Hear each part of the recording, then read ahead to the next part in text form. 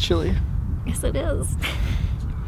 Hey guys, it's Alex and Ashley from Mountain View Homestead, and today we're just doing a quick walk around the garden to kind of plan out what we're going to be doing this year. Yeah, so this video is kind of inspired by Liz and Jess's video about the abundance and like showing the garden as it is now in winter compared to how it was in the summer. So our garden's a mess. Let's take a walk around. I mean, the main thing I want to do is where we have all these ground level, I guess, framed out planting areas. I want to turn most of them into raised garden beds with the cow panel trellises, not necessarily like these archway ones, but just like a straight wall, not unlike Jess and Maya. Garlic's coming up. Really? Huh? Really? Yeah. You can kind of see little green here. That didn't get planted too deep. Some right here. Just a little bit. Nice. Those chickens are angry. So are the pigs. Oh, I forgot to bring them food. So we actually have a lot of windstorms and this tree kind of fell. So we're gonna have to get that removed. But yeah, I think this year I want to put the loofahs kind of back into like this corner area and try to give them a little bit more space, more trellises for them to climb all over.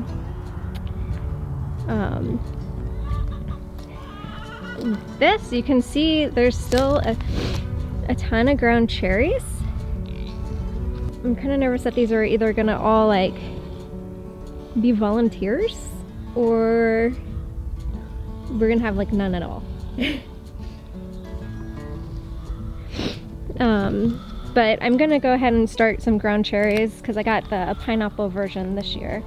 So I'm gonna start a few of those inside, but definitely not as many as I did last year because that's something I really wanted to try and didn't know would actually grow.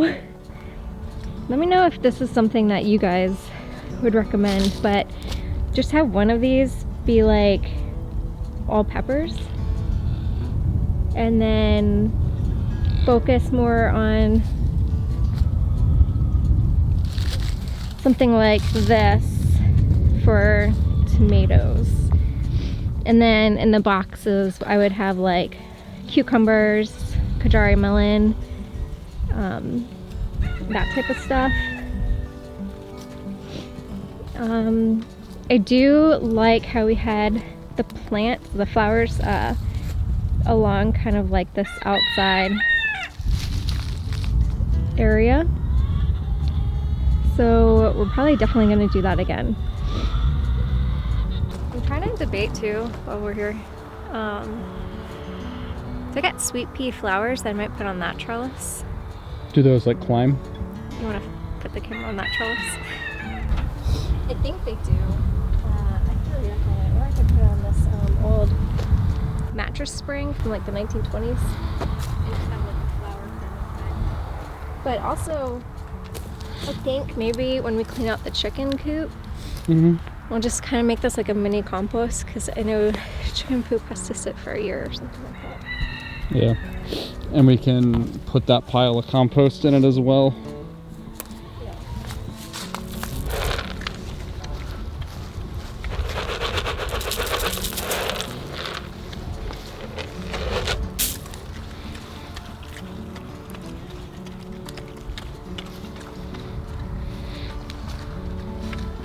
Norma Jean. She's such a sweetie.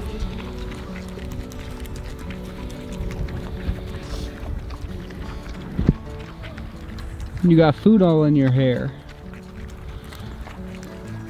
She'll definitely get it. She knows that. Yeah.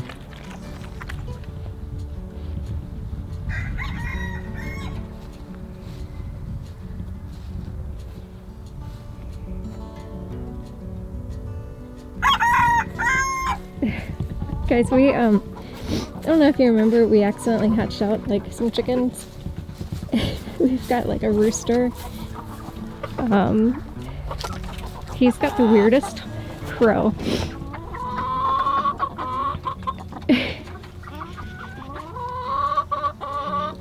But yeah, I think the other two are female, but they haven't started laying yet.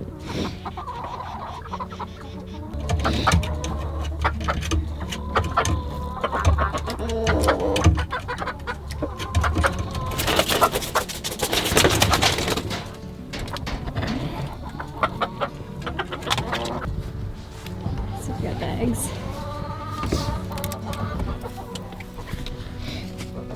Finally getting some more eggs. Hey, Moss. She always comes to greet me. Hey, girl. Better not come out.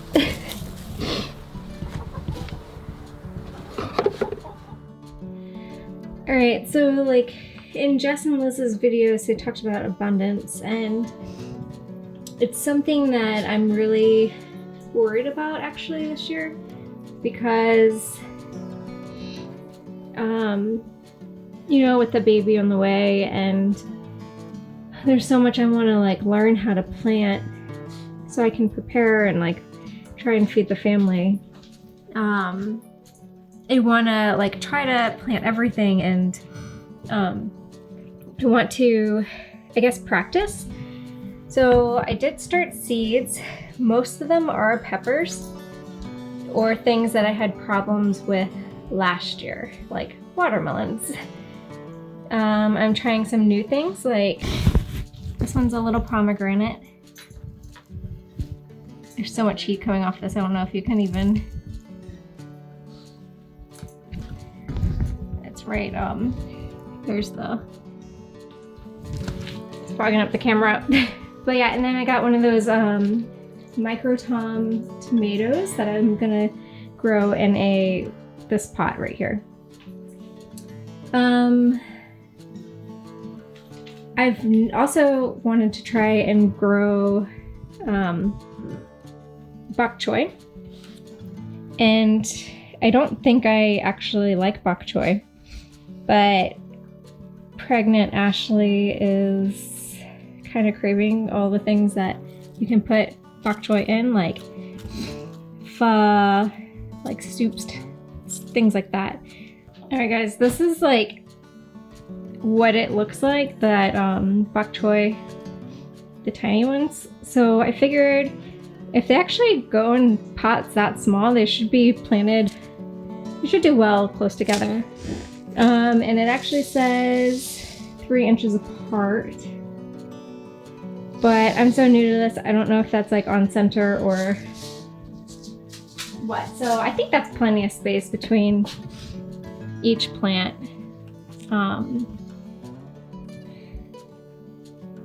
We'll see. It's still early, and I realized I wasn't supposed to plant it this early because I misread the packaging.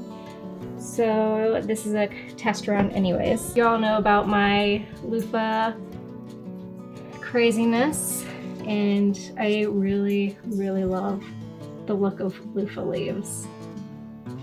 They're so veiny, but starting them this early to try and get some to ripen on the vine. So those are actually doing pretty well. This one kind of got a little leggy, but that should be fine. There's one in the back too. I don't know if I told you guys this in the last video, but when I was planting these outside, Gizmo was out with me, and he knocked over the pots I had them growing in, and I couldn't find the seeds, so I planted a seed in each pot just in case. And so now I have 4 loofahs, and I only wanted 2. I'm gonna have to figure this out because I do not want my garden overtaken by loofahs again. 2 was plenty last year. I didn't have good luck with peppers, so I'm starting them early. My jalapenos actually did very well, but the others, they just came in too late. I do have 1 birdhouse gourd. I tried planting 2, but only 1 popped up. Excuse me, Gizmo. He's like climbing on me.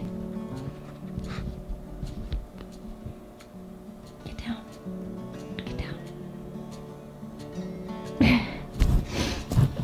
You want to be in the video? Another thing I planted that's not a pepper in here is sour gherkin, which I am now realizing is becoming a problem. Oh man. I should actually remove the sour gherkin from this. Okay. So the sour gherkin I absolutely loved the flavor of, and everyone I had come over were just picking right off the plant and eating it, and they all loved it too. Did you guys see what's happening? The sour gherkin has attacked my jalapeno. They do these things where they want to climb and spiral. But yeah, this is just another one of those plants that I feel like fruited a lot later. So I wanted to get a head start on it so I can have fruit earlier. But yeah, so these are all the plants I have started now. I got some huckleberry, gooseberry, some onion, but I don't really know how to grow any of those, so just trying to test it all out. We know how to start growing them? Yes, apparently I do know how to start them, which is a big plus from last year. And then I did a whole tray for lavender. We'll see if that even pops up. This is the same setup I had last year. It's only 4, is it 4 rows? Yeah, this one's 4 and that one's. And obviously I'm already taking over it with peppers and everything else. Deliciousness. So I think I'm gonna do like a station thing where I just got this in the mail. It's 5 tiers and it's a lot larger.